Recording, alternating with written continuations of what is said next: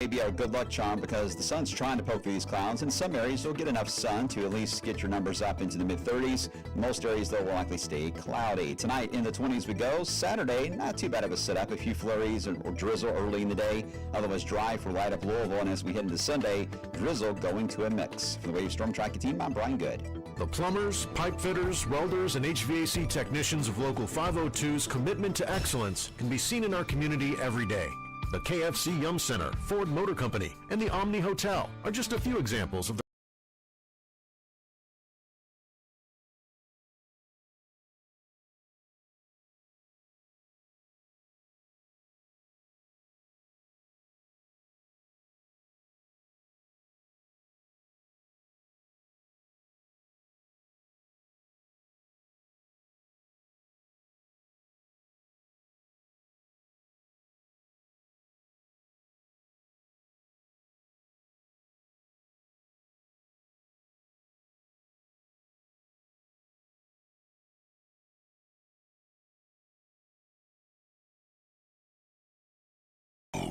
Here's a swing and a drive to deep left. Back goes Nixon. Looking up. Daly wins it. Daly wins it. Daly wins it. With Walker and Peak. Woodson from the gun. Play fake. Step it up. He's throwing deep down the near sideline. He's got Johnson. 20. 10. 5. Touchdown. Kentucky. When Mitch called me and talked to me about being the head coach here at Kentucky, I understand the assignment. We are here to win banners. Back outside. This is the point where he always hits it. Oh! Aaron Harrison beyond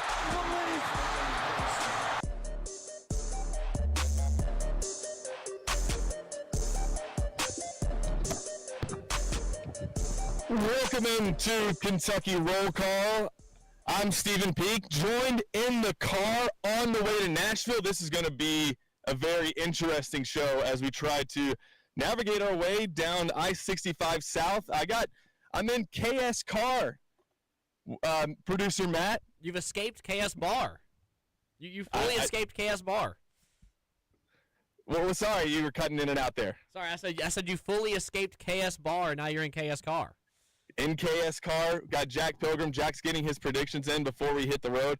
This show might be a little all over the place. TJ Walker I assume he's in Nashville. He left yesterday to try to get there for the game that's going on tonight. So was he walking? It's a 181 miles on a straight line, as we found out yesterday. Matt got that question right. Yeah, don't say that. You're going to trigger Corey Price. You know, Jack, if we see TJ on the side of the road somewhere, might as well pick him up and take him the rest of the way to Nashville. He began his trek towards Music City yesterday for Kentucky's biggest game of the season so far. It's not a must-win. We argued this about the North Carolina game because it being a home game.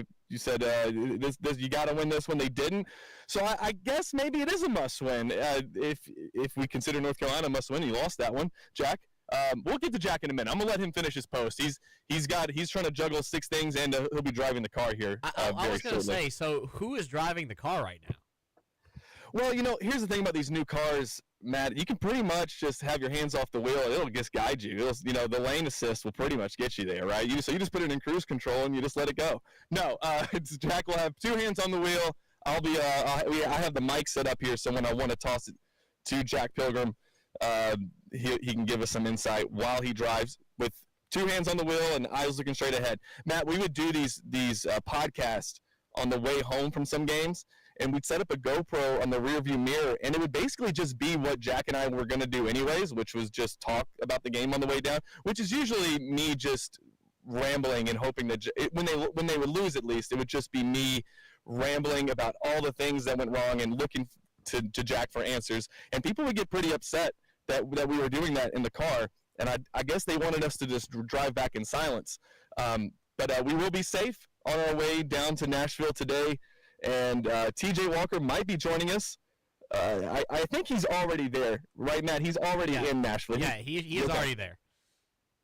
Good deal. So we'll check in with TJ at some point and get with him to see what the vibes are like as Kentucky gets set for a 7 p.m. tip-off Eastern Standard Time, 6 p.m. if you are in Nashville. between it's Kentucky Wildcats and the Gonzaga Bulldogs. And I'll be honest, I don't feel a ton of confidence in this game. But you know, there was Jack Pilgrim, as he sits here right now, kind of broke some news on our happy hour over on KS YouTube yesterday that Jalen Lowe possibly, I'm looking at Jack right now, possibly, maybe, we'll see.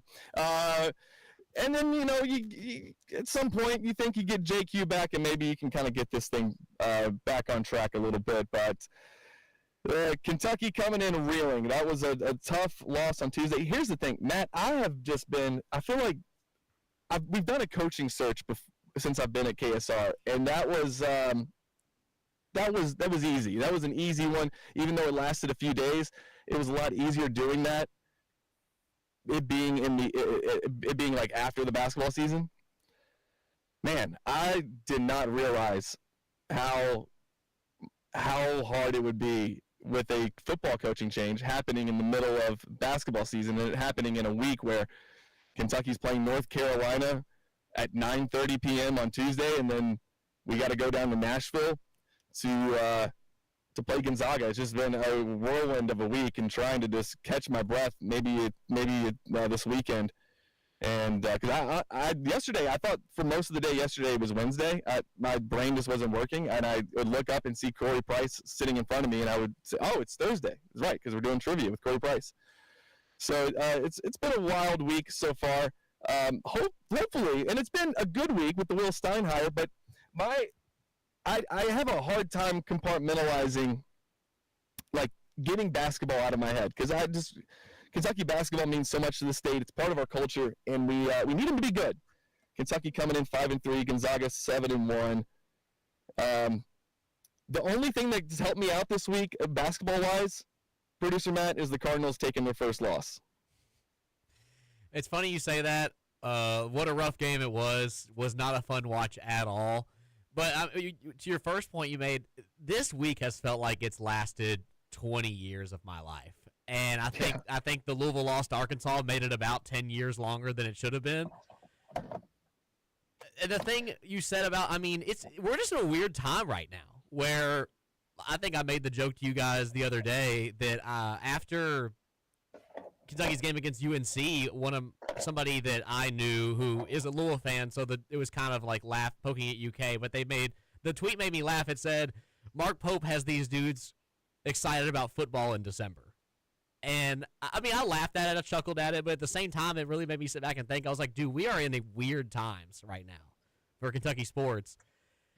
And you kind of mentioned a little bit, technically the game today is not a must-win, but if you're a Kentucky fan, I mean, this is one that not only for the fans, but Mark Pope needs this one tonight.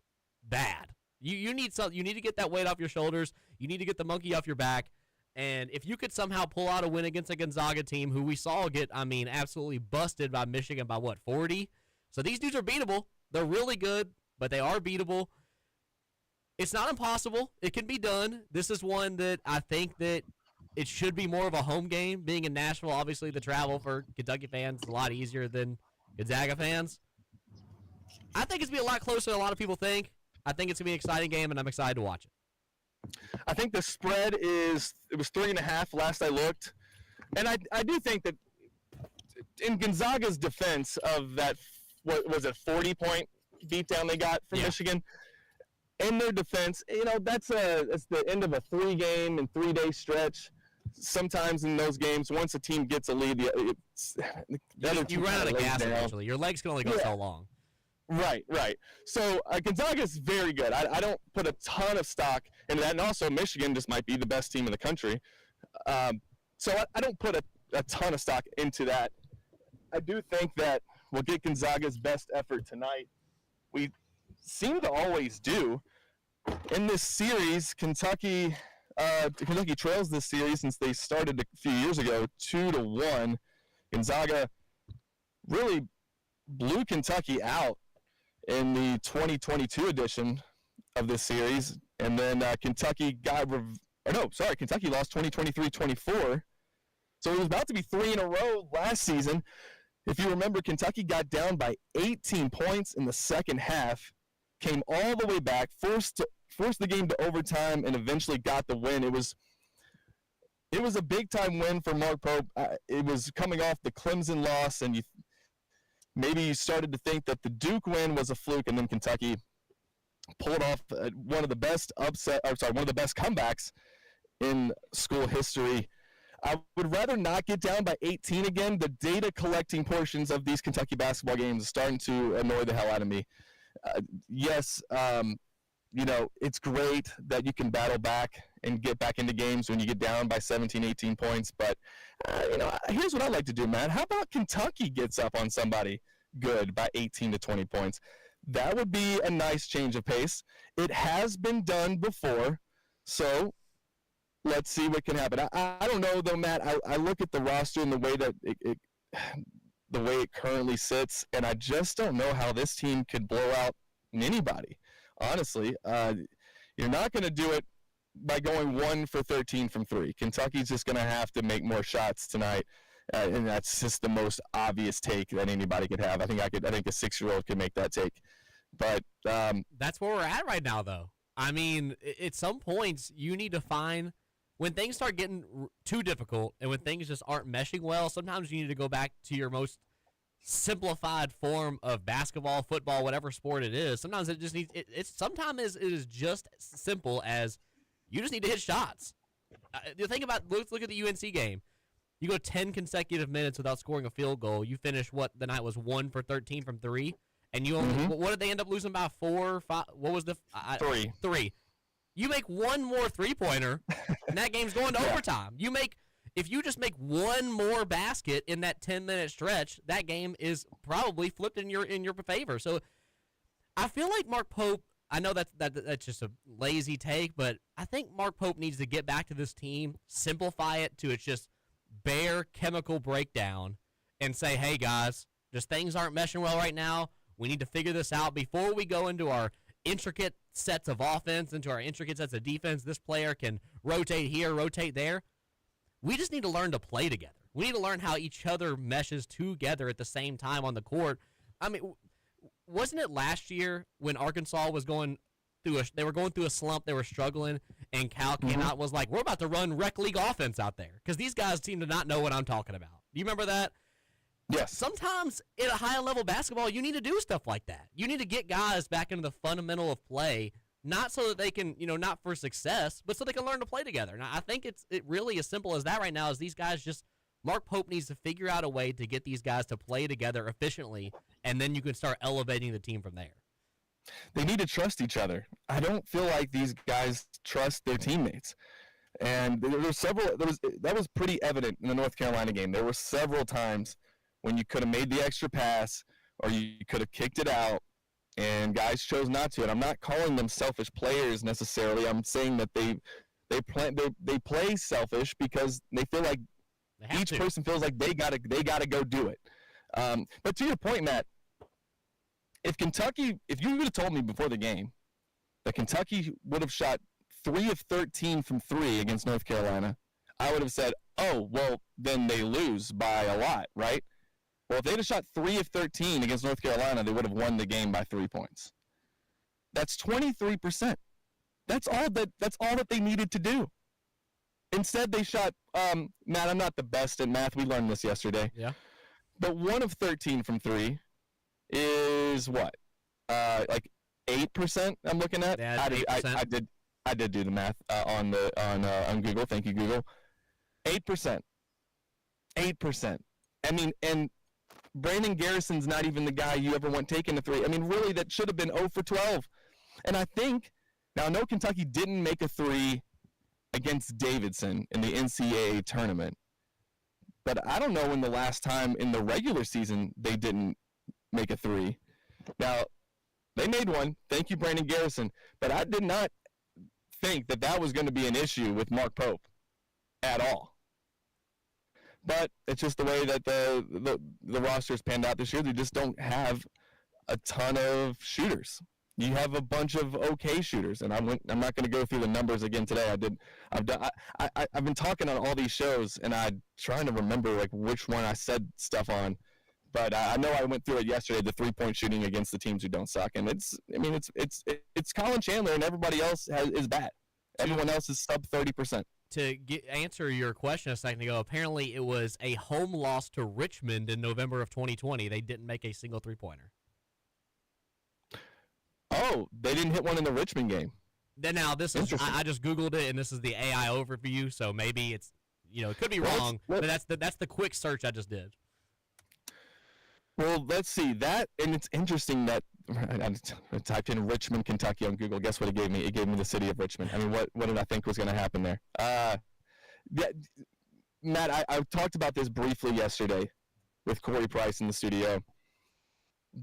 This is, depending on how this season ends up going, and after going on BigBlueHistory.net to try to confirm this, and it's a little subjective because there's different measuring points for what's a good season and what's a bad season. We're on a stretch of the 6 worst years of Kentucky basketball, and for a lot of schools, it's like good. For some schools, it's great seasons, and for some schools, it's decent. Getting a Sweet 16, getting over 20 wins several times. But for Kentucky, I mean, since the world shut down, you have 2 SEC tournament wins. They got, 3 NCAA tournament wins? The furthest we've made it is a Sweet 16. We had a 9-16 season, and things started going downhill with this Richmond game that I'm looking at that you brought up. Just to double check that and see if that was true. The case. It was 0 for 10. They did get unlucky though. They had one extremely deep 2 that I guess somebody's foot was on the line. Well, that's the Calipari Classic right there. The 20-foot 2-pointer. Brandon Boston was 8 for 20 in that game. Didn't have a bad game, 20 points, and was 0 for 3. And this is where everything started to go downhill, and we haven't really recovered. 20 for 33 from free throw in that game. Yeah, wow. You know what was interesting, Matt? I barely even watched. I didn't watch that game. I was out, which is weird because I was just so hungry for sports at that time. But I was out with some people who were doing some disc golfing at the time, and I said, well, they're playing Richmond. I'll watch the game later, but I know they'll win. They just blown out Moorhead like 81-40 or something. And then as we're checking the scores, and then we finally had to turn the game on because it was like it's not looking good. They gave up 48 points in the second half. That's crazy. 21 turnovers, but they won the rebounding battle by 23. Wow. Yeah, 54-31. That is crazy. And like I was saying, really since that point, the Kentucky basketball that I grew up with, that I've known to love, it has not been that. It hasn't. I mean, yeah, Billy G era, things weren't great. But right before that, I mean, Tubby Smith, and as much as like it got not great in his last 2 seasons, 03, 04, 05 were great years. He had a 1 seed in 03, a 1 seed in 04, a 2 seed in 05 that was in a double overtime game, just a bucket away from going to the Final Four. And then you had the run with Calipari. But starting in 2020, 2021, this thing has just not been good. And I'm getting frustrated with just the lack of success. I mean, I'm not asking Kentucky to go undefeated every year. I'm not even asking for 1 seeds every year, but we're going to reach 11 years without a 1 seed. The previous streak without a 1 seed was 6 years. So we're closing in on doubling it. Well, you made a good point earlier, is that Kentucky's stretch in those 6 years, you're right, for some teams out there, they're great seasons. Yes. Some of them are even still just good seasons. But at the end of the day, Kentucky, not only just as fans, but as an organization, holds themselves to such a high standard because of their history that you're right. It's really a slump right now, and it's really demoralizing when, the slump was started by a dude who, let's go back 8 years, right? And you would think, gosh, we have one of the best coaches in college basketball history. He's easily a Hall of Fame coach. I mean, this dude's doing it in and year out. I never want him to leave. A couple years later, you're like, okay, this guy needs to stay as far away from this program as possible. Not because, volatile history or anything like that. We just need a change of pace. When a dude's been there for long enough, sometimes the game kind of passes him up, especially with how much college sports have adapted recently. You need a change of pace. And then you bring Mark Pope in, the Kentucky guy, the fresh face. He's used the transfer portal before. He understands like how all this stuff works. He understands the logistics of it. And then you're faced with I guess the grass isn't always greener on the other side, right? And even though it's only 2 years in, other schools would have given dudes 5 or 6 years before making that discovery. But Kentucky fans, they're just different. The Kentucky program for basketball is just different. This isn't like it's not Kentucky football. You're not given let's compare. They're not the same at all, but let's compare Mark Pope to Mark Stoops right now. Mark Pope would never get, even if he had 2 great seasons back to back in a 13-year tenure, he'd have been gone 7 years before that, right? He'd been done. He'd be checked out. You'd be getting someone in here next, even if they're bad. You just need to move on. So it's crazy the spot we're in where you kind of said it yesterday when you were talking to Roman and I that Kentucky's just kind of in a lull right now. And like I said at the beginning of the show, it's just a weird time. It's a weird time for Kentucky basketball. It's a weird time for Kentucky sports in general. And, if you're a student at Kentucky and you enrolled in the fall of 2022, can we just go through what you've experienced with your Kentucky football and basketball teams? You went 7-6 in football in 2022. Basketball team in 2022-23 with a very high expectation. You started the season ranked number 4. You had the returning National Player of the Year in Oscar Tshiebwe, and that team fell apart quickly, losing to Michigan State in the Champions Classic, not really picking up much of anything in the non-conference, losing to Quad 4 South Carolina. You lose in the first round of the SEC tournament. You do get a 6 seed and get 1 win over, was it Providence? Lose to Kansas State. You go to the next season, Kentucky football, 7-6 again. Okay. And then you go to basketball and you have high expectations again. You got Rob, Reed, Justin, DJ, Aaron all coming in. John Calipari's wearing the T-shirt. Robin Reed come off the bench for DJ Wagner, who's now in his 3rd year of college basketball, while Reed Shepherd is lighting up the NBA. And Kentucky loses in the first round to Oakland. Loses in the first round of the SEC tournament. What did football do? 4-8 last year? 4-8. Basketball team was fine, but it was just because we moved the goalpost so much, and because of how quickly you had to put together a roster, the injuries. Make the Sweet 16. Actually get knocked out of the SEC tournament by a 29-point loss to Alabama. And then this year, football 5-7, basketball 0-3 to start the season. Well, whatever, 5-3. I don't count. I mean, I get nothing out of those 5 wins. So, 5-3 to start this season, and this game against Gonzaga. Bartovic has Kentucky losing 79-77. They lose this game, they'll drop to 5-4, and they will have only won 14 of their last 30 games against Power 4 competition. Kentucky basketball, by the way. But Jack Pilgrim is in the car with me. Jack, I'm going to let you drive for the next 3 minutes, and then do you have any thoughts? Actually, do you want to focus on the ride right now? This is going to be all over the place, Matt. I apologize for this. We might have to go to the phone at one point. We expected it. I got the phone ready if you guys need it. I got the text line pulled up, so if we ever just need me to read them off, I got you. Not a lot right now, but they'll come in. I hate how negative I've started this show. So Jack, give me something positive real fast. Other than that, things are going great. The sky is falling, our pets' heads are falling off, but other than that, we're having a great time today on Kentucky Roll Call.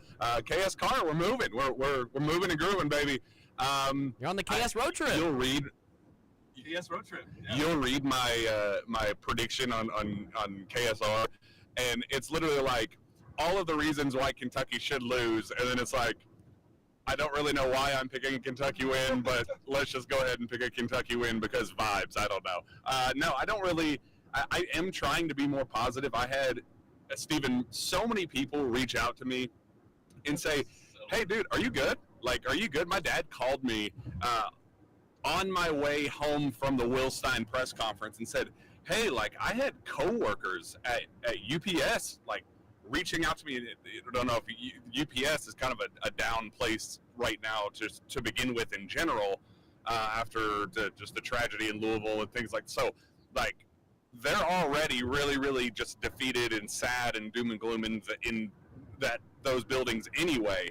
And I was the Debbie Downer. I was the buzzkill for them talking about Kentucky basketball, saying that I was being too negative. So I kind of need to reevaluate my life and understand where this pessimism is coming from, because I am the eternal optimist and the person that always picks Kentucky wins for anything. And I'm struggling right now, Stephen. So this might need to be a group therapy session if on this hour and a half drive. KS therapy, and that's what we'll be here to do for the remainder of the show. And maybe talk ourselves into it. By the time we reach Bowling Green, I have a feeling I'm going to be all over a Kentucky win over Gonzaga.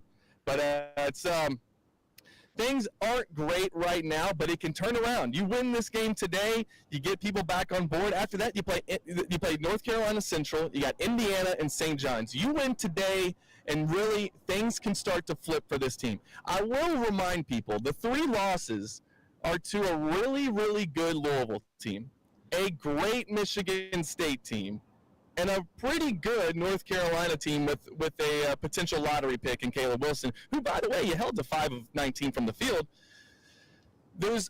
It's hard to feel super confident when you haven't beaten one of the marquee teams, when you haven't won one of those games.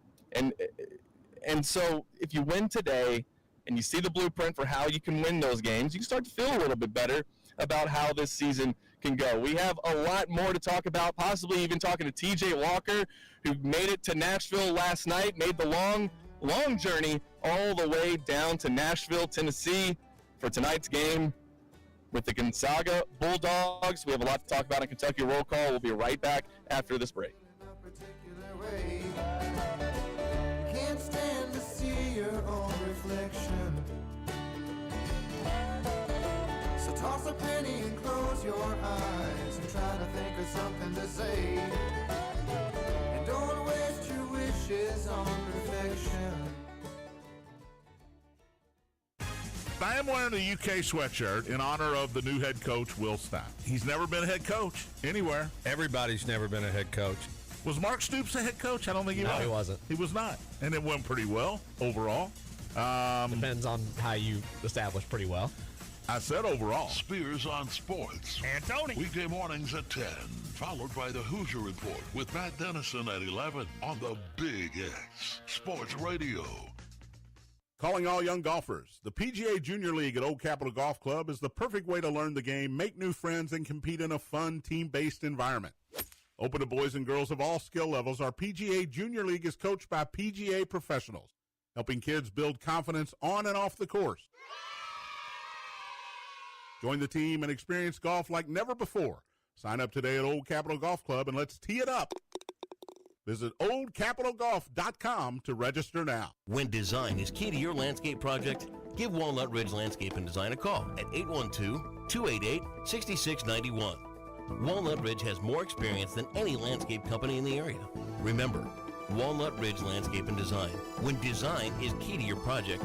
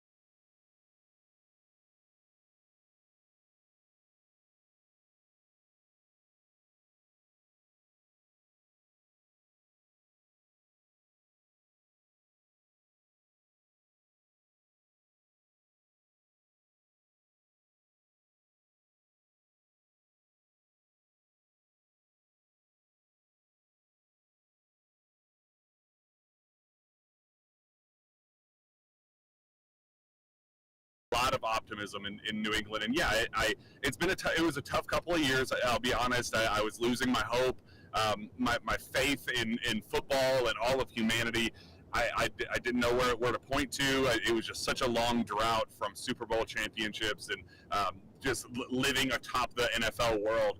But fortunately, we're back right where we belong, and life is very, very good. And I to say it like essentially every Sunday that I haven't enjoyed football in so long. Like, just Kentucky football has just ripped that from me. Having just this pure joy, the entertainment value of the Patriots has just been tenfold anything that we've experienced in Lexington for so long. And like, I can sit there and just have a beer in my hand on Sunday and be like, this is what it's supposed to look like. This is how I'm supposed to feel. Drake May being as good as he is, as quickly as he has become as good as he is, it's just like, hey, this is what it's supposed to feel like, and I've missed these days. It was way too long, and we're back, Steven. Way too long. Jack, I have been a Dolphins fan for 24 years. I haven't seen a playoff win yet. I mean, I should just skip football season. I don't know. I enjoy watching the sport, but I feel like I only enjoy it as like a third-party viewer. I only enjoy watching big games that my teams aren't playing in. Like, that's the only way to do it. Matt, how are you feeling about the Patriots? I'm sure you're feeling pretty good. Oh, I mean, I'm feeling fantastic. One, before I get into any of that, I didn't even know Jack was a Patriots fan. I've never even met the dude in real life, but I will. When I do, I'll buy the man a beer because, I mean, I only know like one other Patriots fan around this area. So thank God the numbers are growing. Thank God they're there. I feel like I'm alone sometimes, but it's been amazing. I mean, Jack, you nailed it right on the head. It felt weird for the longest time. I've grown up my entire life the Patriots being good. And so the stint they had was just extremely depressing. Steven, you're going to feel pretty upset to say this, but I've only seen one Patriots game in my entire life, and it was on New Year's Day about 2 years ago when Tua went down and they had Teddy Bridgewater at quarterback, and somehow they lost to that Patriots team that I think only ended up winning like 6 games. It was great. I love to see it. I remember. I loved it. We usually own you guys, though. Yes, that's the weird part. We usually beat the Patriots. That is the weird thing. The Patriots own the Bills, they own the Jets and the Dolphins for some. I mean, the Miami Miracle. I will never forget about that moment. That it was just horrible. But it feels good. Like Sundays are back. I'm excited for Patriots football again. It feels like the earth is healing itself. But you made a good point earlier that, I mean, the Bills, they got to be the most depressed fan base in all of sports. I mean, these dudes, they will just never reach the mountaintop. They won't. And you know what? If there's 100 Bills haters, I'm the leader of them. If there's only one left, it's me. If there's none left, it means I've perished from this earth. Yeah, I have a buddy, him and his dad. His dad's from Buffalo. They're big Bills fans, and I got a bet with his dad a few years ago. I said they're so down. They are more negative than any Kentucky fan can be right now. I bet him, I think, $100 they will win a Super Bowl in 10 years. I'm running out of years, Jack. I don't know. I felt pretty good about it, actually, a few years ago. And now I'm like, maybe made a wrong bet. Well, the funny part is with this year for us in particular is I thought for the longest time it was all fool's gold. It's like, hey, our schedule is just absolute garbage. We're beating up on bad teams. Let's just enjoy it. We won 4 games last year. We were in like the biggest tank of all tanks. Loved rooting against the Patriots last year, knowing that it would lead to Will Campbell, that it would lead to a coaching change and the resurgence. So like the beginning of the year was all about, hey, I'll take wins as they come. We got to 4 wins. I was like, hey, we've already matched our season total for last year, and I'm having fun doing it. Hey, this is cool. And then like every single week, it's like, oh, Drake May is actually good. Like, not just like pretty good, trending in the right direction good, but like, no, he is the MVP. And looking, I mean, he's 23 years old. He's younger than all of the, he's like the 3rd youngest quarterback in the NFL right now, and he already has a full year of experience under his belt. So it's like you just watch every single week unfold, and you're like, there's no way. Like, there's no way that we're actually good, and this number 1 seed thing is going to stand, and they're actually going to make a run, because the rest of the AFC is, in fact, garbage. So there is a very real chance that how good are they actually in terms of like other seasons' greatness? I don't know. no idea. Probably not that great, but I'll take it. But like we're trending toward like, hey, this team actually might go to an AFC Championship. They might win the whole thing. Like I don't know, but it's fun to kind of like slowly lose the fool's goldness of it and start to realize that hey, we do have an MVP, we do have the Coach of the Year, and we do have a legitimate number 1 seed. It feels just really good. It feels just really good knowing that the guy behind the helm is also Mike Vrabel. I mean, one of the biggest, Patriots guys out there. The dude did something that Bill Belichick will never do, and that's actually spend the money that we have to spend. I don't know why Bill Belichick was so against ever drafting well or using the cap space we have. And Mike Vrabel came in here and said, you know what, screw that. I'm going to use every resource we have. I'm going to take every guy in the draft I can. I'm going to completely revitalize this roster, flipped it completely on its head, and put a team together that, honestly, they just play for each other. Like, Mike Vrabel's I love watching every time a player goes down, he runs across the field, holds their hand while they're down, even if they got it's just like a stub toe. I love it. The man loves the team loves him. It's just a fun time to be a Patriots fan right now. Sorry again, Steve. No, I'm happy, Steven. I'm happy for you guys. I think it's so great that you all have something. And Matt, you have a fun basketball team to pull for in college. Really happy for you guys, man. That is so great. Kentucky basketball better win today. The vibes around the fan base are just not good. And Jack, you were talking about being negative. I used to be so positive about Kentucky basketball. I used to be arrogant about it. I mean, all the way up, probably COVID as team us back and then won the SEC outright. Being confident about Kentucky basketball was not something I had to go searching for. It just came naturally.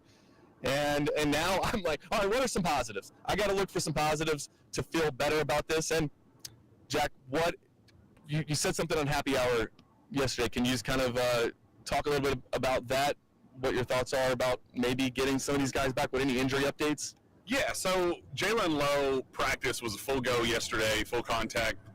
Was with he was with the backups, but that's how Pope operates when he brings players back. They come off the bench to start, and then you kind of ramp them up. And unfortunately, the last time we did that, we never even got to see the end goal of it, of him actually starting and getting his legs under him and playing the way we expected. We still have not seen full strength, full minute allotment version of Jalen Lowe yet. So today's, in fact, as we're live right now, they'll do a shoot around and they'll kind of inch closer toward tip off and make the final determination on whether or not Jalen actually plays. But whether it's tonight or not, he's preparing to play imminently. So, and when you look at Kentucky's biggest flaws and the things that what killed them against North Carolina, it was ball movement. It was Denzel Aberdeen turned into a black hole offensively, taking bad shots,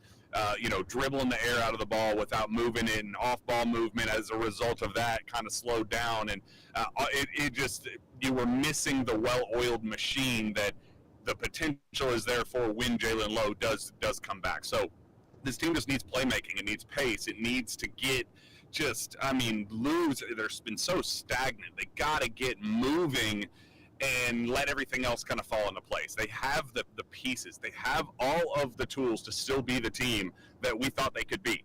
It's just about how do we get them to fit together? How does the feel get to where it needs to be? And the glue is Jalen Lowe.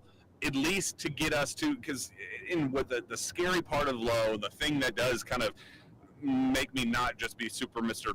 Sunshine Pumper with Lowe is, my understanding is that he's one dislocated shoulder away, third time's the charm, or I guess the alternative would be, he kind of a 3 strikes and you're out policy for Jalen. That next time he goes down with a dislocated shoulder, re-injure means he's out for the year, that they're going to pull him, they're going to do the surgery, and that's going to be the last we see of Jalen Lowe. So how comfortable are you going to be pushing all your chips in on this product, even if it looks amazing and Jalen comes back and you're, yippee-ki-yay, life is excellent in Lexington, knowing that we're one bump and bruise away from potentially losing it again? That's the scary part. But does that give us an idea of, hey, we were at our best playing this style of basketball. We got to recreate that. If it's not Jalen Lowe, then Denzel, sorry, you got to figure out how to play that. Jasper John, you got to figure out how to win identity of the team. So Jalen coming back, whether it's tonight or next week or beyond that, that is the step in the right direction. It just sucks so much that the Jalen Lowe dislocated his shoulder the second time. I believe he was trying to box out Mo Diabate. So Mo Diabate, and he's hurt now too. And it's like if you just, it was the same thing with like how it's not necessarily one injury leading to the next in this case, but last year Lamont sits out the Gonzaga game. If he wasn't injured and could have played in that game, you don't lose Kirk Kriisa most likely. And the game could have been so different. Maybe you don't even win it. But you know what I'm saying? Like Kerr had to play more minutes. Maybe Kirk Kriisa's not out on the floor where he could have broken his ankle. Was his ankle, right? Or was his foot? Yeah, he broke his foot. And Mo Diabate has the high ankle sprain. But how did Mark Pope phrase that again yesterday? High ankle sprain, but said that it was a torn ligament between the tibia and fibula. But that was weird, right? Like, can we acknowledge that Pope threw in the torn ligament thing? Like, yes, on paper, that is the medical diagnosis of a sprain. We know that, but a sprained ankle is a sprained ankle. Like, we know that the time to heal a sprained ankle is what it is. They get the bruising, you get all of the stuff that comes with that. But how often does somebody sprain an ankle and you go out of your way to stress that he had a torn ligament in his ankle? You know, like it felt like an unnecessary addition unless he was leaving it up for interpretation intentionally. Like, hey, how so? Do you think? Well, he kind of added we would like to get him back next week. We'll have to see, but you know how these things go. It's kind of a week by week by week kind of deal. So it's like you add you're covering your bases in case all hell breaks loose with it and he misses a seriously extended amount of time instead of just, a couple of weeks kind of deal. Because, he's already been out since the Michigan State game, and we are 2 full weeks out of the injury. How much longer are we talking? Like, if this is a 4-6 week kind of deal, like, are they just going to hold him out till SEC play? I don't know. He left that out there for interpretation, specifically to I think cover his base in case this is worse than people thought initially. Has Mo Diabate been in a boot yet? I don't think I saw a boot on him the last time he was out there. I know Trent Noah was in a boot for a slight sprain. Ortega had turf toe, right? And he was in a boot briefly. Was there? I don't know how. I'm not a doctor, obviously, but how do they treat these? Is that not something, a high ankle sprain? Wouldn't you want to? It's kind of weird to me that all the times that you've had these high ankle sprains, guys do get in a boot for precautionary reasons, just to, I don't know. I don't know what that does. What does wearing a boot do? Does it just? We've seen so many of these lately. I guess I should have looked into it already. Stability, and. Is there a reason he wouldn't be in one? Buddy, I have no idea. It is what it is. Yeah, I do wonder how long they're going to be without Mo Diabate, and in the meantime, one other positive would be the guy who could be replacing him, and not just Cam Williams, which I like, and you have to think that his shot's going to start falling eventually. The 3-point line didn't change when he transferred from Tulane to Kentucky, and the goal didn't get any higher or lower. It's still 10 foot, and he shot 41% on the high volume last year. Those shots have to start falling because he's not missing contested looks. He's like airballing open looks. So he might just be in his head a little bit, but the other guy that's kind of playing the 4 decently well is your guy, Andrea Jelovich. My boy. Yeah, he's we're talking what needs to change. How do you fix this? What's the path? And you need shot making. You need the skill and Andrea Jelovich for the first time kind of gave you something that was a different look than anything that we had seen up to this point. He gave you a chance. The dump offs and let him just kind of clear out space and go to work on a freshman defensive player of the year candidate and all freshman defensive team. Caleb Wilson's going to lock up some real accolades, especially on the defensive side. He's a stud on the defensive end of the floor. And Andrea Yelovich was cooking him. Like, he was getting to his spots. He was, not just relying on a go-to post move that he got Caleb once and didn't.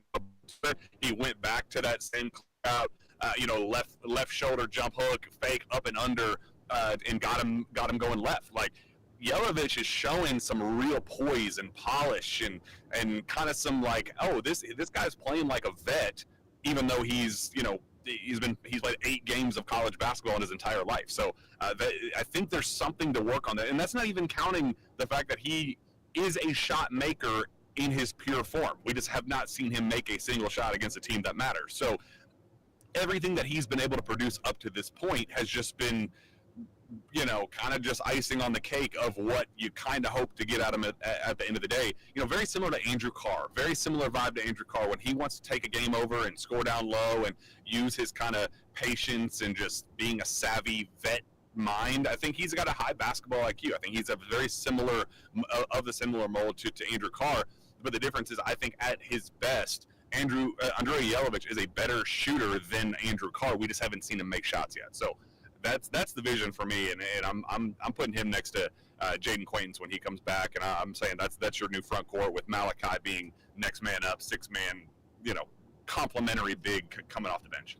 The one thing that I will say about that is I don't know what you do with Brandon Garrison, and I mean, how many minutes do you think there was that question on Happy Hour yesterday, what is your minutes distribution? And if obviously it changes when you get JQ back, it changes when you get Jalen Lowe, and if you get Mo Diabate, I mean, I just don't know that Brandon Garrison sees the floor outside of another injury or foul trouble. I just, he was 1 for 1 from 3. He was our sniper on Tuesday, but it's that.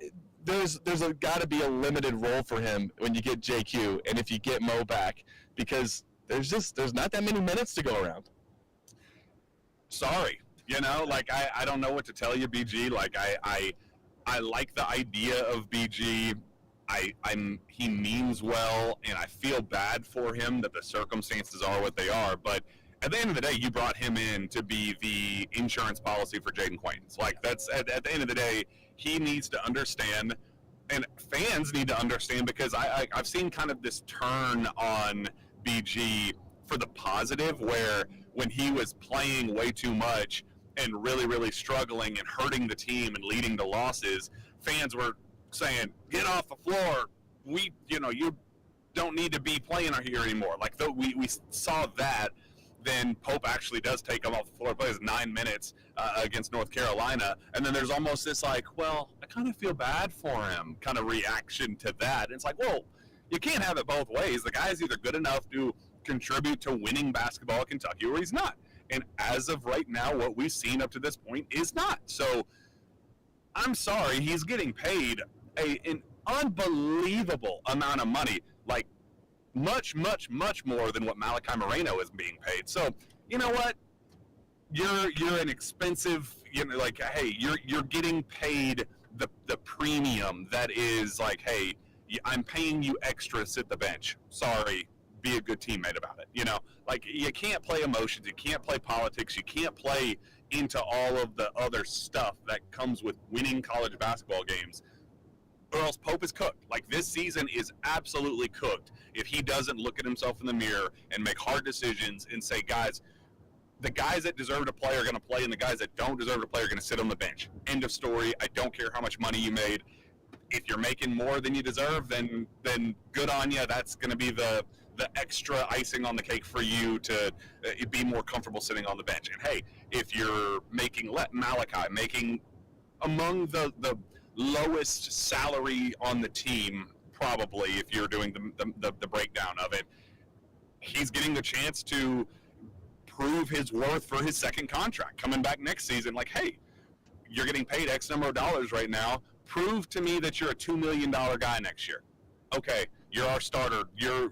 We can now lean on you as the future of this program. So I think there's a lot of gifts and curses that come with NIL in today's world, but feelings are not going to be among my top priorities with any of it right now. Yeah, at the end of the day, you can say, hey, Brandon, look, we're paying you millions of dollars, or not millions, but we're paying you a lot of money. Millions. Wait, really? Millions. Wow. Well, that is news to me. So, Brandon, we are paying you millions, and you don't even have to do that much. That's pretty good. That's a good job. So, yeah, I think that you do have to shorten this rotation a little bit, especially if you get guys back. I don't know how much more I do think that trying to win with depth works when the drop off in talent isn't so severe. How many games now does Kentucky build up a lead, whether it's a small margin or it was 10-4 to start that North Carolina game, subs come in and you lose the lead. And the 13-minute mark, there was one starter on the floor. I just don't know if that's going to work. Now, again, I will continue to say this, Mark Pope and this staff, very smart. They know basketball way more than I do. They know their team better than I do. Just as an observer, though, I don't need to know a ton about basketball to watch the score flip when new guys come in. So are we going too deep into the bench? Yeah, I do, and I know we got to hit we're coming up on a break, but I do think so. I think, again, going into the feelings and trying to make everybody happy and feeding everybody, and like, hey, I don't want anybody to get into their feelings about not playing enough and wanting to worry about transfer. Worry about that another day. We got to win championships. Yep. Well, we have a lot more to talk about in the second hour. We are closing in on Nashville here in KSCAR, and for Jack Pilgrim will join us for the second hour, maybe TJ Walker. This is Kentucky Roll Call.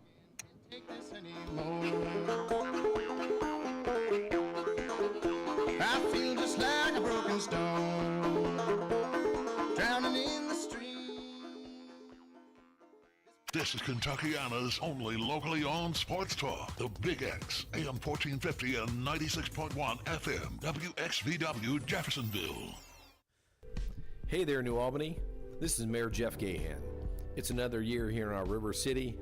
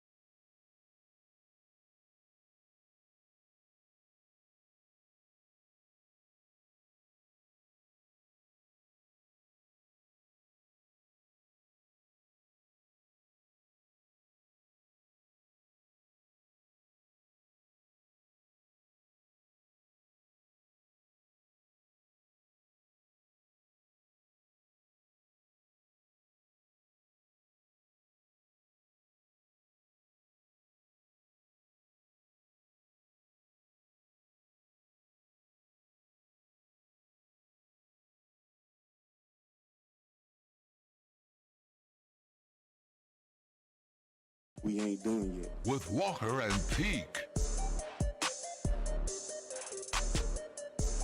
Welcome back to Kentucky Roll Call. We are on our way to Nashville. I'm Stephen Peak. Got Jack Pilgrim in the driver's seat, and we got producer Matt back at the studio. TJ Walker may join us at some point. Still waiting on a text to see if he will. Dang, we're only 90 minutes away from the Music City. Kentucky taking on Gonzaga tonight at 7 p.m. Get your text in to the Game Day Men's Health text line, because we got some good text here. 502-414-1450. Let's get to a couple of these. TJ, it's not going to be all that quiet, but I'm going to try to pop in here in a few. So that'll be good. We'll get TJ Walker in. Back-to-back texts. These are kind of interesting. First one says, "This is the least excited for a big game I have been, maybe ever. That pains me, guys." I was trying to think of that, Jack. What's the least excited I've been for a Kentucky basketball game? Man, I don't know. I'm still excited for this one, and maybe because we go to all the games. Like either I'm gonna, what am I gonna do? Like just be miserable the whole way down? You've seen that before. I guess it's not that I wasn't looking forward to some games, but there were games last year that I thought, oh, they're gonna lose. Like the Tennessee game, I thought we were going down there just to watch them lose, and they come out with a big win without a point guard. We're going down here possibly without a point guard again. Maybe Kentucky gets the victory. The next text right after that into the Game Day Men's Health text line says, "John here, local John. I cannot wait for the game tonight.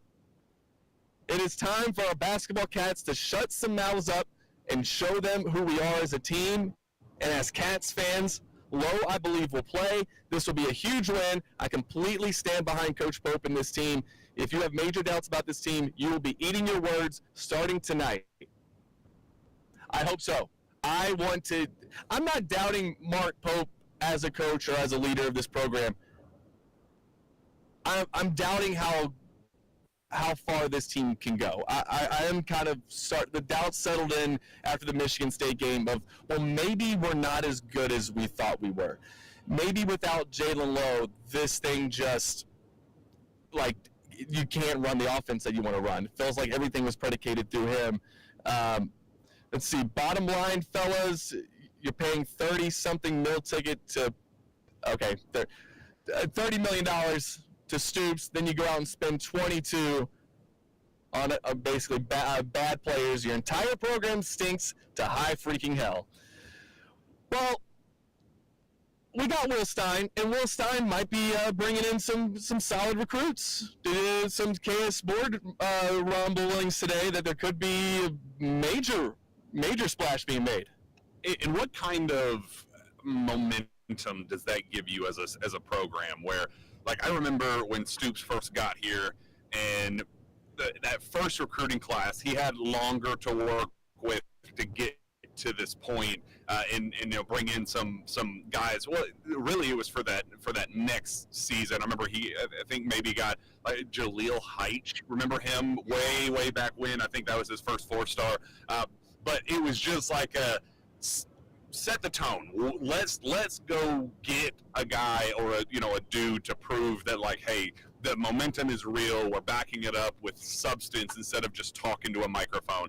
And like Lanny Potatoski, getting him to sign on the dotted line early rather than later, saying, he said today that he was more excited right now for the future of Kentucky football under Will Stein than he was even where he was signing with Kentucky under Mark Stoops. Like, he's more invested in Kentucky now than ever. So you landed some of those big kind of targets on signing day, got him to put, pen to paper on those, and now you're trending for a 4-star wide receiver and adding to the weapon, to the excitement of, hey, you're bringing in the best play caller in college football, and now we're getting the weapons to back up, whether it's, whoever is Cutter, whoever, Will Stein wants to bring in his own quarterback, whoever's throwing the football next year, that we're going to have some toys for that guy to throw to.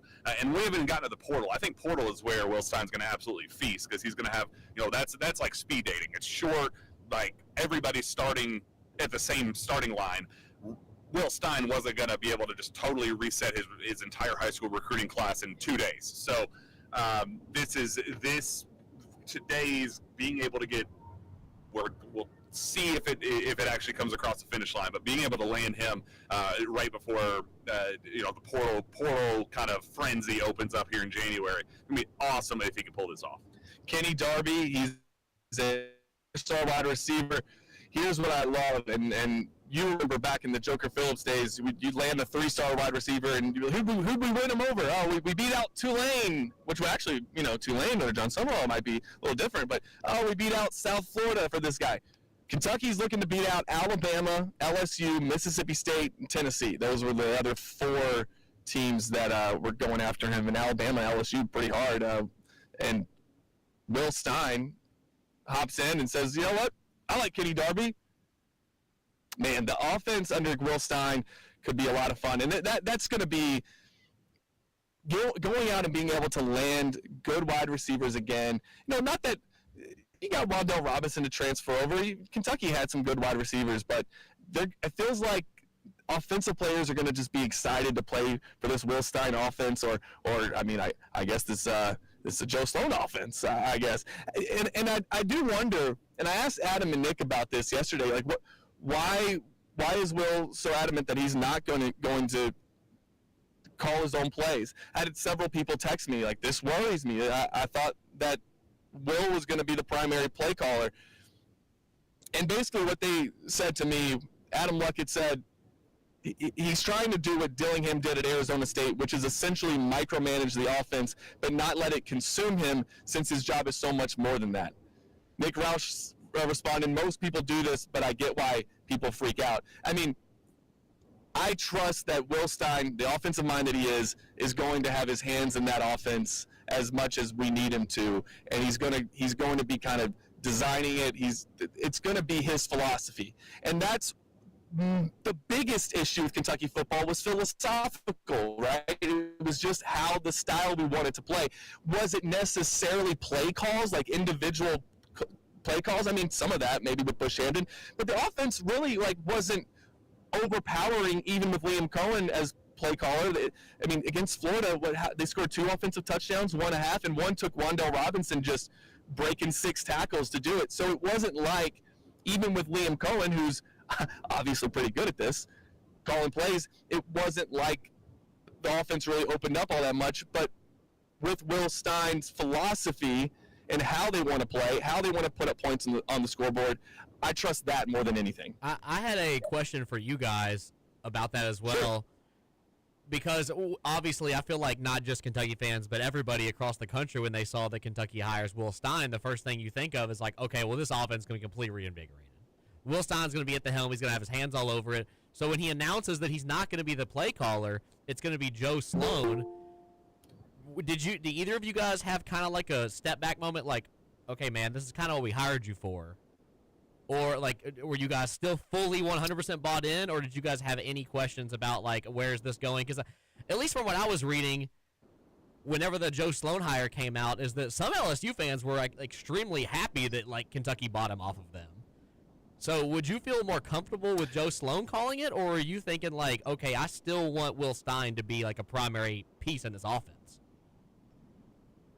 Yeah, initially, I'll be honest, that's why I reached out to our guys, Adam Luckett and Nick Roush, to just ask them why would he do that. But and the way they explained it made me feel a lot better. And obviously, I think overall, like I just said, it's a change in philosophy. But I do think Will Stein, Jack, is going to have his hands all over this offense. I mean, to be successful, like being one of the top offensive coordinators, how do you think? Well, here's what I would say: why would Will, who was the top offensive coordinator this past season, and I guess he's coaching in playoff games, so continue that, would you let somebody run the offense who's not as good as you, unless you had full trust that they were going to follow they were going to follow what you want to do with your offense?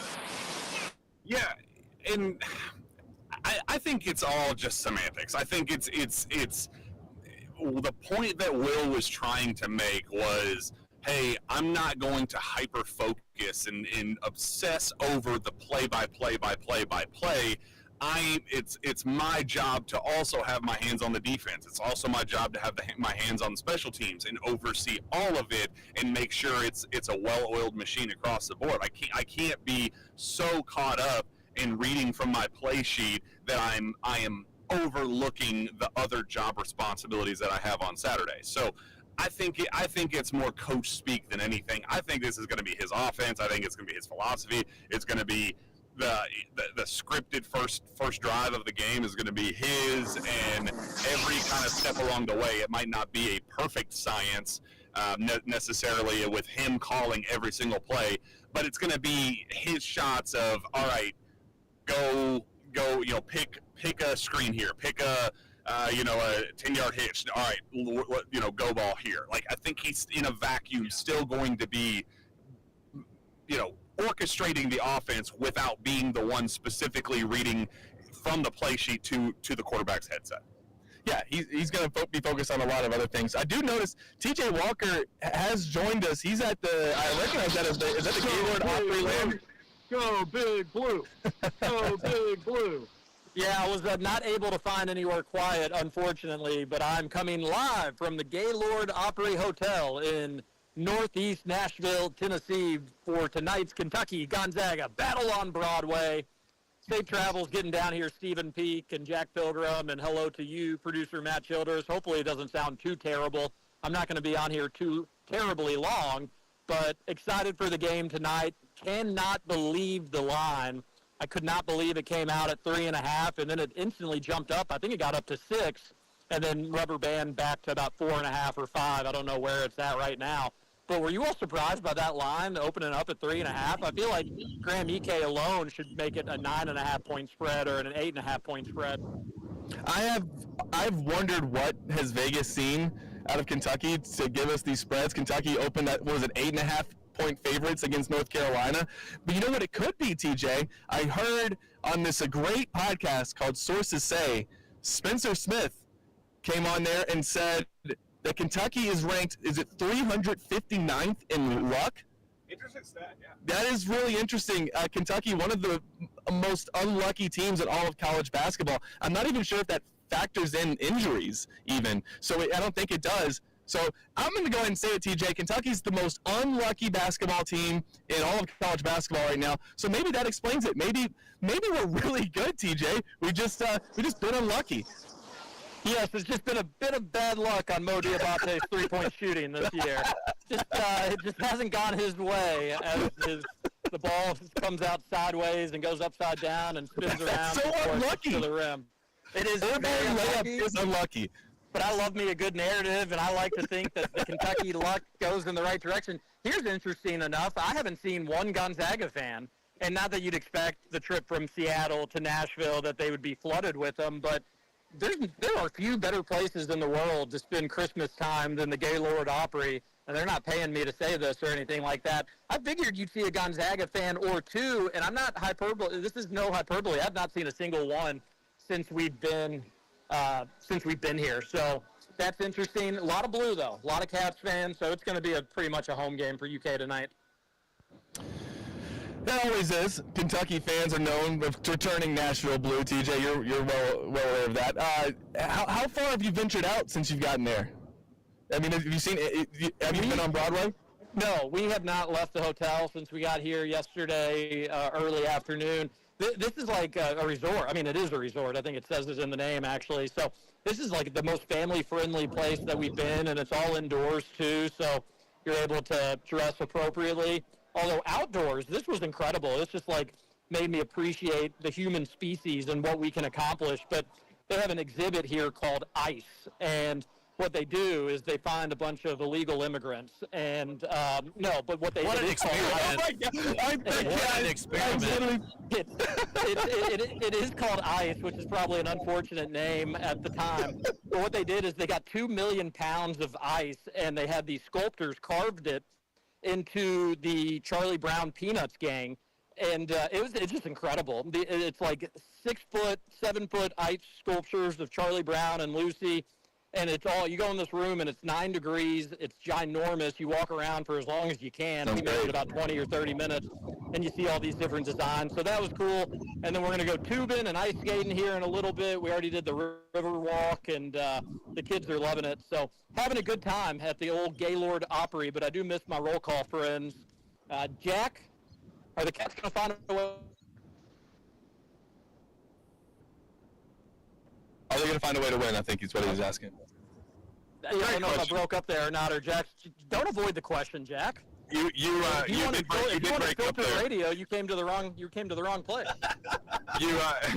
You did break up there, but yes, that was hesitant. It was a combination of my hesitancy to come up with a political, very positive answer in my inner doubts, but also you did cut it out there. But I don't know. I really don't know. That's a tough front court. That's the injury questions are just so real, and it's just kind of one of those, like, hey, will they wake up today and knock down shots? Like, will Colin Chandler go 4 for 6 from 3?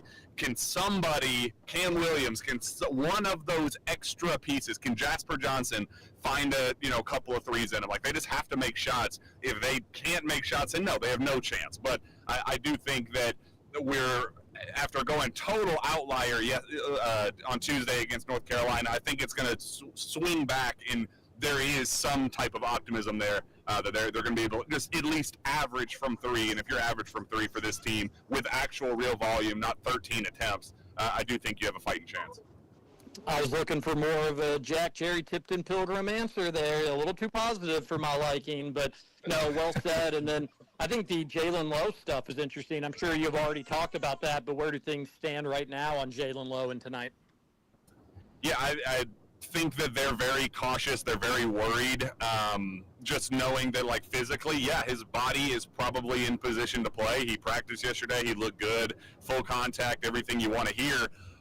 But he's also on a 3 strikes and you're out policy, where if he goes down again, he's done for the year. They're going to do surgery, and we won't see him again. So is now the time? Like, do you say, hey, there's a chance that you take a big hit from Graham Ike, and that's that. That's the last time we see him in a Kentucky uniform this season. Like, are you willing to risk that? How important is this game compared to any other game? Do you play him next week against NC Central, one of the worst teams on your schedule, and knowing that, he could get hurt in that one, and then you go, well, why the hell didn't we why didn't we use his good game against a team that actually mattered? Like, you're in a really, really tough spot.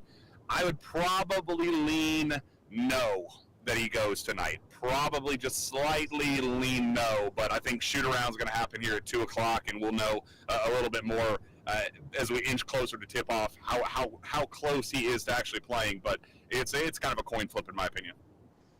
Pete, do you agree or disagree with that analysis?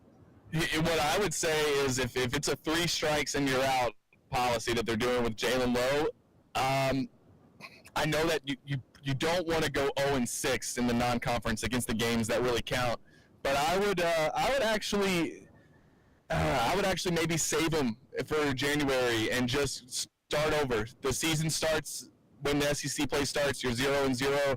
Go out, try to win an SEC title, and see how many games you can win with Jalen Lowe at the point starting there. And if you lose him before the tournament, it is what it is. I mean, you don't want to save him all the way to March. That wouldn't work. I mean, you can't just throw him in there after not playing that long. So I would be okay with that. I feel like I've already moved my expectations for what I want this team to accomplish. I mean, I said that after the Michigan State game. This is probably not a national championship team, even with Jalen Lowe playing, only because, like, well, for one, I don't know that he can go the whole season and not have it happen again. It happened, twice in a month? Yeah. I mean, twice in maybe less than a month. It just sucks, man. I'm so frustrated with the injury stuff, and there's nothing you can do about it. There's nobody to be mad at, but man, it's just like the season really, it ended in the blue-white game. Like, that sucks. I hopped on because 2 well-thought-out answers, but unfortunately wrong answers, although you all touched on why the right answer is that you play him. And maybe it's at the under 16 or the under 12 or the under 8, I don't care. and you're not expecting him to go more than 8 minutes or 12 minutes. But you're seeing if he can just provide a little bit of a spark. And for the exact reasons of what you all said is why I would play him. He can get hurt tomorrow. He can get hurt next time he goes out and practices, and it could all be over for him. The season is falling apart. It needs to be saved right now. A quality win against Gonzaga would allow you to look at this week and say, hey, we went 1-1. We thought we were probably going to beat UNC, and we thought we were going to lose to Gonzaga. So we're even, and it allows you to look at those IU and St. John's games to get back on track a little bit, where you go into SEC play not limping as much as you are. So I say play him, and if he provides anything at all, great. If he provides nothing at all, then you're not losing anything, right? Because you're still playing without a point guard. So I think put him in there and see what he can do. Well, it's a good point. If he's going full contact in practice, I guess in theory you could lose him at any point during any practice. So yeah, I mean there is that. For what these next 3 games will be. All right, if you could win today, do you feel confident about beating Indiana and then St. John's? So like you could technically, like, this thing could flip pretty fast, and you're feeling really good going into SEC play. That's very possible. That's the optimism that I have is that they haven't lost to bad teams. They've only lost to good teams.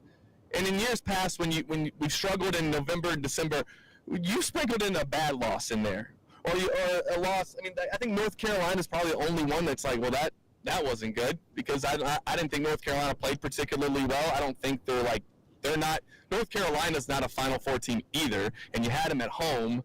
And you went 10 and a half minutes without a field goal, I was doing some producing today for the Zoom Action podcast, and I was just, it's unbelievable that you could go 10 and a half minutes and no one put the ball in the basket. That is actually kind of unbelievable. That's a quarter of the game.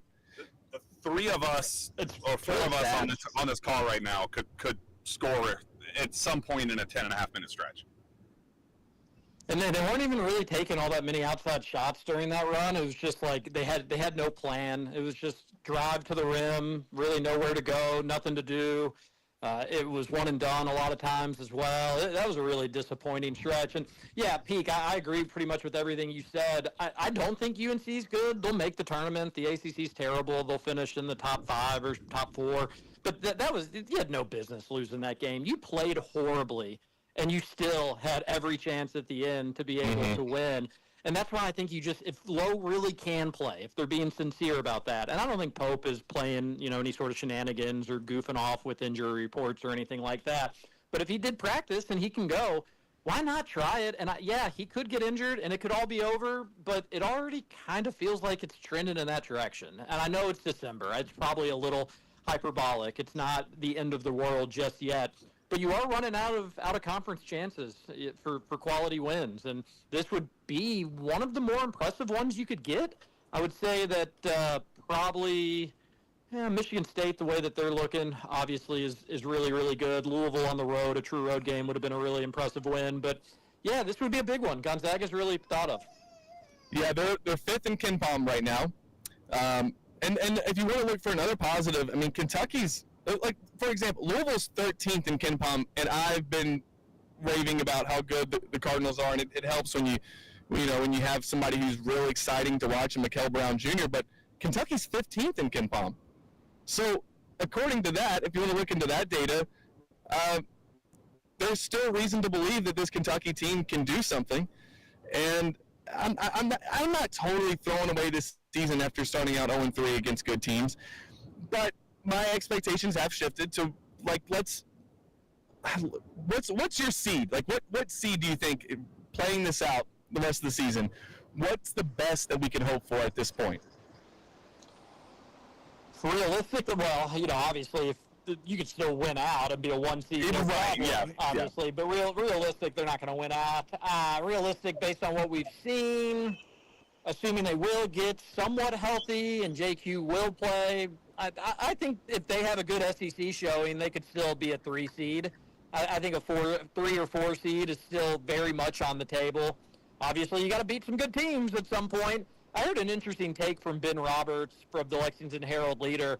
He is similar to kind of what you were alluding to, Peak, you mentioned the luck stats and how Kentucky is unlucky and maybe it all may click once they get healthy. And Ben brought up the fact that they are incredibly unhealthy. But one piece of evidence from him that suggested this team will figure it out and that it is a good basketball team, and I'm not totally convinced of that right now, was that mediocre and bad teams don't blow out the bad teams the way that Kentucky's doing it. They're beating everybody that's not a quality opponent by 40, and he was saying that that's a sign actually of a really good team because mediocre teams don't beat their inferior opponents that badly. And I don't know, I hadn't really thought of that because we don't care about those games, right? And we don't care about the Tennessee Tech games. We care about the big games, and Kentucky's just laid a dud in those games. Do you all put any stock into the fact that, hey, they were close against UNC, Michigan State just had their way with them, they had their chance, it could have been a 2-point game at Louisville under 3 minutes to go if Jalen Lowe hits his free throws. Do you all care that they're beating the bad teams as bigly as they are, or is that meaningless to you like it is to me? I got to be honest, that means absolutely zero to me. Had you lost to I know the Louisville game ended up being close, but they got down by 20. They cut it to 7, then got down by 18 and cut it to 7, then got down by 20, whatever it was. And then Michigan State, you were never in the game. And then against North Carolina, you went 10 and a half minutes without scoring a field goal. So I don't really care that you beat Nicholls State, the 262nd best team according to KenPom, or that you beat Tennessee Tech by how many. That's good. I mean, I get what Ben Roberts is saying. That at least you would know if you're a bad team because those games might have been a little closer. But no, it means nothing. Like. Kentucky's depth, Kentucky's 9th, 10th players would be by far the best players in any of those teams. I'm not. Let's beat a good team. Let's Purdue. They beat Purdue. Yeah, it feels like a lifetime ago. TJ, it reminds me of just watching Oscar Tshiebwe's professional basketball career, where you see the tweets of him getting 75 points in 45 rebounds in a G League game, and you go, oh my gosh. Can you believe that he's doing that against these G League teams? And you go, yeah, that's awesome. That's amazing. I'm very proud of him. I'm excited for him. And then you go, well, do you think that means that he can turn that into an NBA career? And you go, well, I mean, he's still 6'7", 255 pounds, and super limited in all of the physical abilities and traits that you need to be a true NBA player. So, not necessarily, but hey, I'm really happy he's beating up on the little guys. So it's just like that. We're in that purgatory, that middle ground of like it's great to be better physically than all the teams that are worse enough, but I still have yet to see anything physically that they are capable of beating the teams that are better than them. Well said. I can totally subscribe to that. Where I think you're actually seeing UK's depth shine against those terrible opponents because, hey, if somebody doesn't have it, you'll find somebody against dog poop you that will. I mean, somebody's going to end up having a good game against such an inferior opponent, and when you can truly maybe go 11 deep against those type of teams, you can do it, and you can blow them out, and 40 minutes is just too much for that opposing team. But when you're going against good teams, it doesn't matter how deep you can go because you just don't have an answer to match the top level.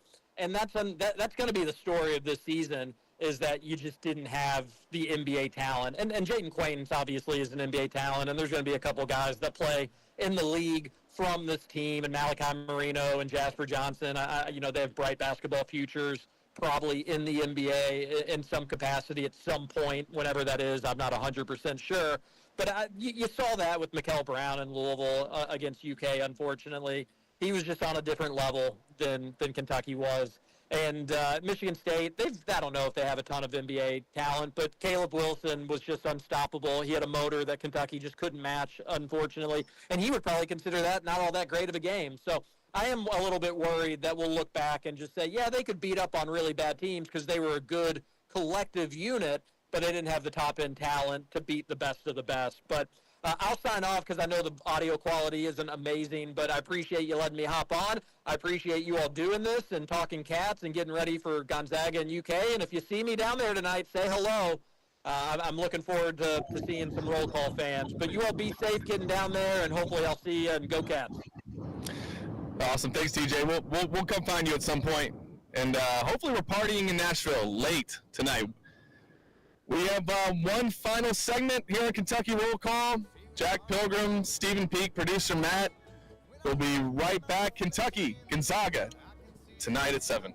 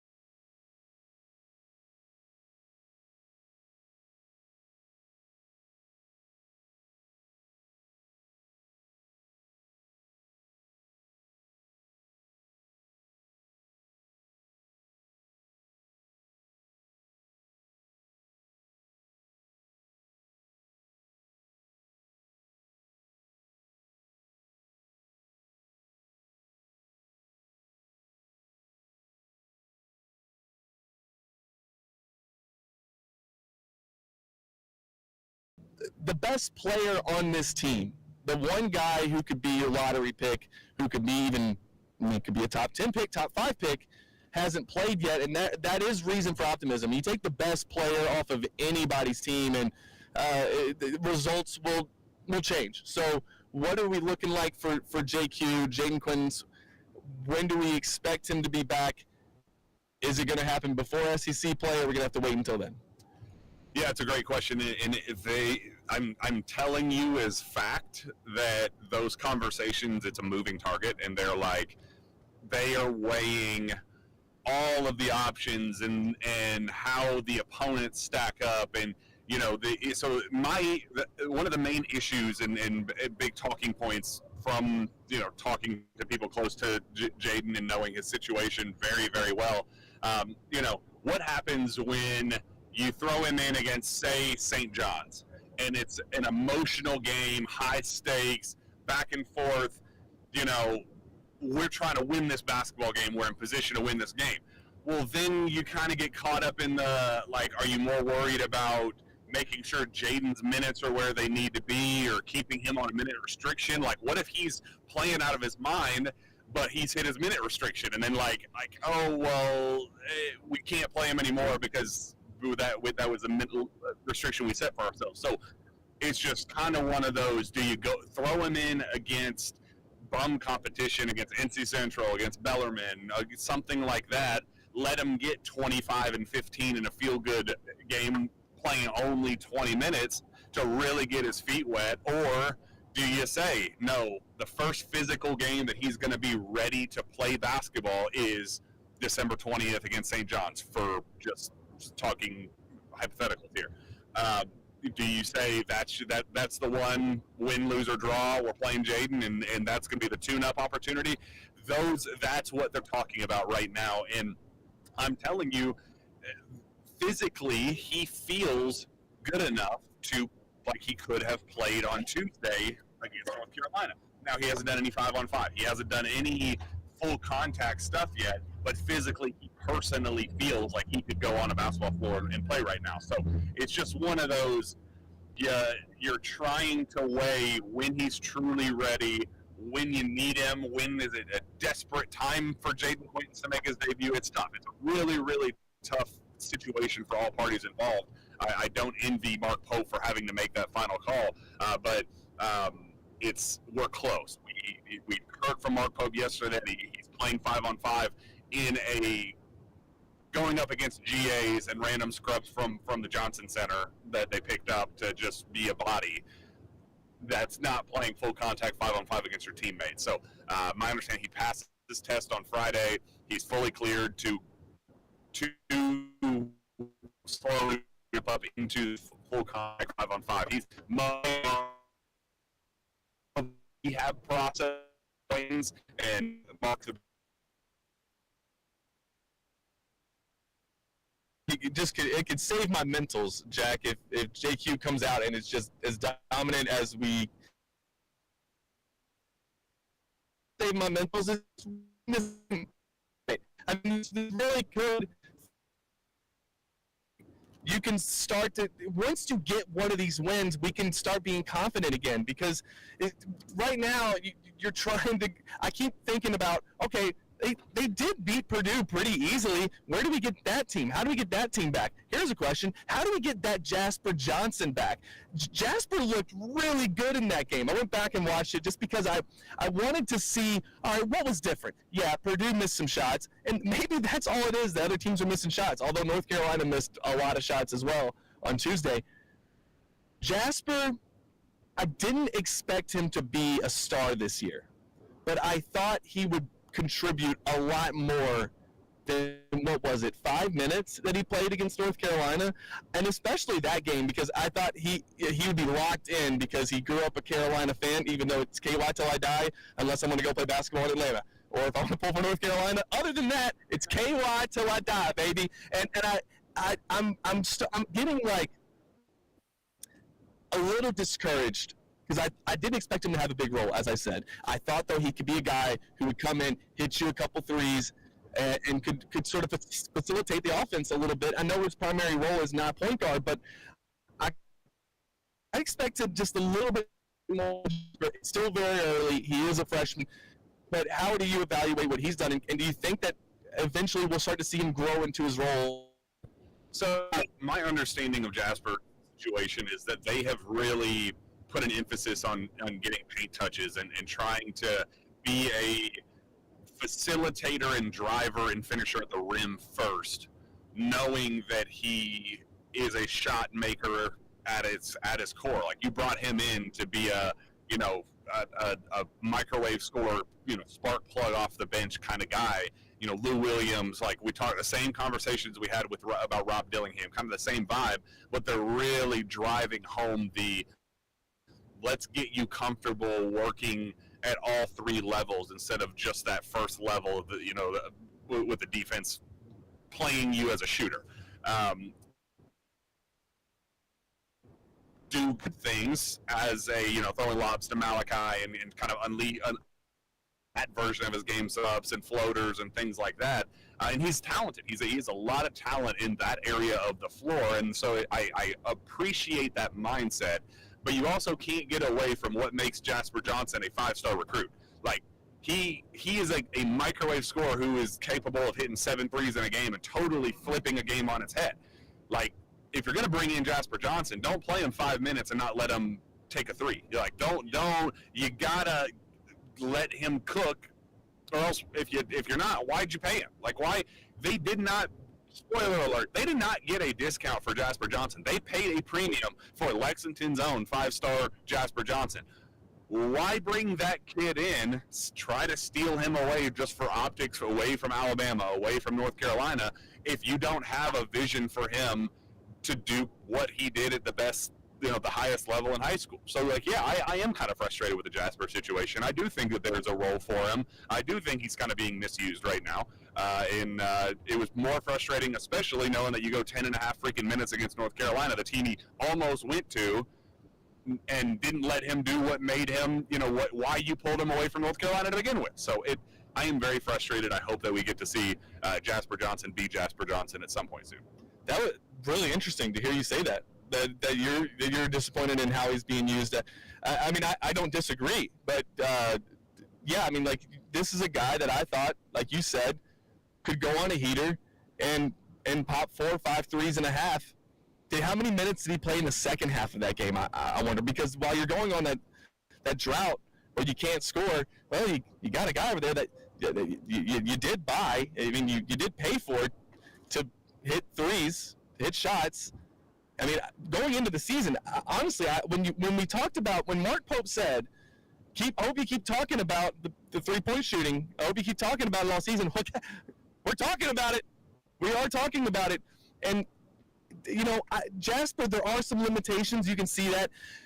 The confidence that he was playing with in that Purdue game was what I thought we were going to get all year. He was taking, he buried, need him to dribble around and do step backs and fade away threes. I'm not saying that, but that was just the confidence in which he was playing with. And then at the end of the game, he does that nice little spin move, throws a perfect lob to Mo Diabate. I was like, Jasper Johnson's going to be a star this season. After that game, it was the smallest of sample sizes you can get, one game. But since then, in any of the big games, I mean, that has not been the same Jasper Johnson. And Kentucky needs him. And the fact that he's only playing 5 minutes a game tells me maybe Mark Pope does not trust him. And there's accountability with it, too. Like, he has to, if he's going to be put on the floor, he has to guard. Like, he can't just be a turnstile on one end of the floor. But there's also an accountability on Mark Pope's job where that he is a defensive liability at times. And if you're going to do that, you need to put defense around him. We've seen this team be an elite, high-level defensive team. So put those guys around him and build your recipe that includes shooter and non-defender with non-shooters with defenders. Like, build a complementary 5-man group on the floor that's going to bring out the best of all of these guys. And I don't know if we necessarily saw a whole bunch of that, especially against North Carolina, but really in any opportunity quite yet. So Jasper needs to defend. He needs to not be selfish, take bad shots when the opportunity comes. But there's also a need for Pope to hold himself accountable as well and give him opportunities to cook and let Jasper Johnson be Jasper Johnson. There is a middle ground here for both sides. Because there is something about when you're only playing 5 minutes or you're only playing like 8 minutes, and when you're in the game, when Jasper's in the game, I think he's got the mindset of I'm not getting very many I'm not getting enough run here that I can pass up opportunities to shoot the ball. So I think it actually leads to bad shots because he knows he's only going to get a few offensive possessions to do anything. So I think that's where you lead, you kind of like, I'm going to take over right now. If I don't, I'm going to come out of the game and I may not get another chance. So Kentucky goes into this game sort of reeling, but if you can win this one, things can really flip for you. You can, because after that, you got 2 auto wins. I mean, no disrespect to Bellarmine and no disrespect to NC Central. Is that who it is? North Carolina Central. Those games Kentucky should and most likely will win. And then you also have Indiana at home, which you have to. You have to win that one. There's not even an option. Like, it has to happen. And then St. John's, who, by the way, I just looked up, they are 1 spot behind Kentucky in the Ken Palm Luck rankings. So Kentucky's 359th. That would put St. John's at 360th. There's only 4 teams that are below St. John's. So I feel bad for Wright State. They are the least lucky team in college basketball. If you lose today, I mean, this is where it can get. Well, we got some breaking news.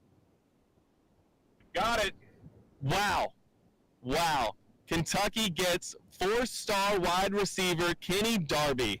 Will Stein landing the studs. Somebody had a hashtag on KS board. It was hashtag sign the studs, and it was leaving the T off of Will Stein.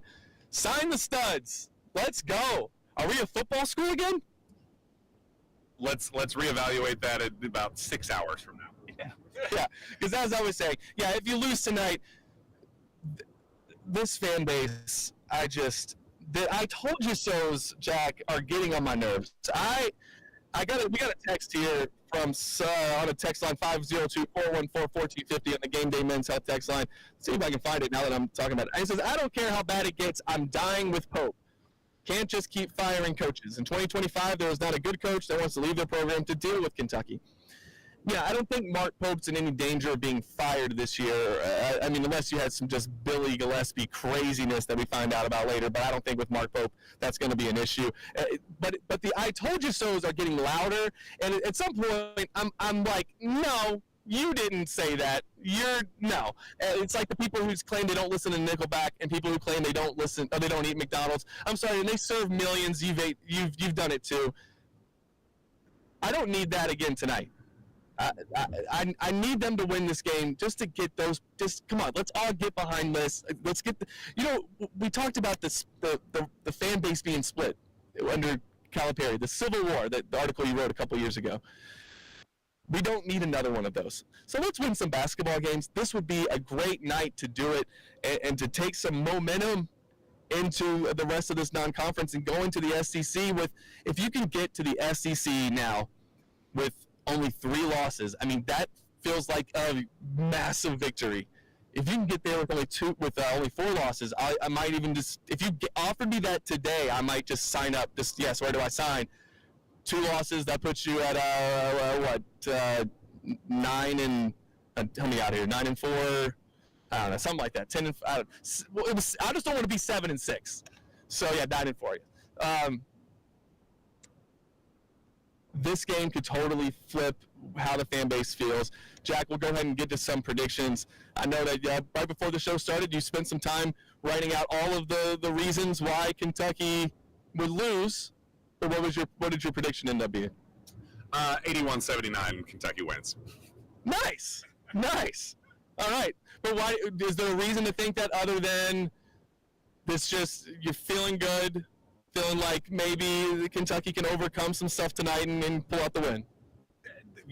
I do think luck is a bad thing that has worked against Kentucky in the worst way, including injury. But, there is something to be said. We have not seen this team just against, again, a team with a pulse, hit the shots that Mark Pope said that we were capable of hitting. All of the vision about this team and the things like, I can't wait for fans to see this, and this. We haven't gotten to see any of that against real competition. We've seen it against bad teams, but we're waiting for that explosion from three that I again, it's just a hunch. It's just a vibe. Like, there's nothing to suggest that, like, oh, well, analytically, this shows that we're going to be able to hit the, X number of shots. No, it's just a hunch of, like, hey, belief that you don't just forget how to shoot basketball. So, for the Cam Williams of the world, the Jasper Johnsons of the world, so one of those guys, a couple of those guys are going to step up tonight, hit big shots, and I think Kentucky, it's not going to be the prettiest thing in the world, but they're going to duke it out, and they're going to somehow, some way find a way. I would love it. I would love that, and we need it. I'm not feeling as confident. I do think at some point, though, the luck has to swing to Kentucky's way. It has to. It just does. Like, shots are going to start falling. The other teams have to start missing shots. I just don't think that tonight we're going to have the guys to do it. I got Gonzaga winning 77-71, and then Kentucky falling to 5-4 on the season, and that would be 14-16 against the Power 4 team so far in the Mark Pope era. But I would love nothing more than to be wrong. I will eat crow on Monday. Today's Friday, right? I'm totally lost on where we at. WXVW Jeffersonville. W230CK Jeffersonville. Awesome. We'll talk more about that on Monday. It's going to be a lot to talk about next week on Kentucky Roll Call. Thank you all for listening. John Spears for M&M Cartage. You see those trucks riding down the road with the M&M Cartage sign? You could be a driver or work as a mechanic on one of those trucks. For 45 years, M&M Cartage has been a locally family-owned transportation company, and they're currently hiring those drivers and mechanics. To join their team, go online to mmcartage.com to apply. Headquartered in Louisville with locations in Cincinnati, Indianapolis, Morristown, Tennessee, and Detroit. That's mmcartage.com to apply. Hey, I love salsaritas. Why? Flame grilled beans, house-made chips, fresh-made salsas for fast takeout, office catering, or your summer celebration. Try salsaritas. Visit them at St. Matthews or in Middletown.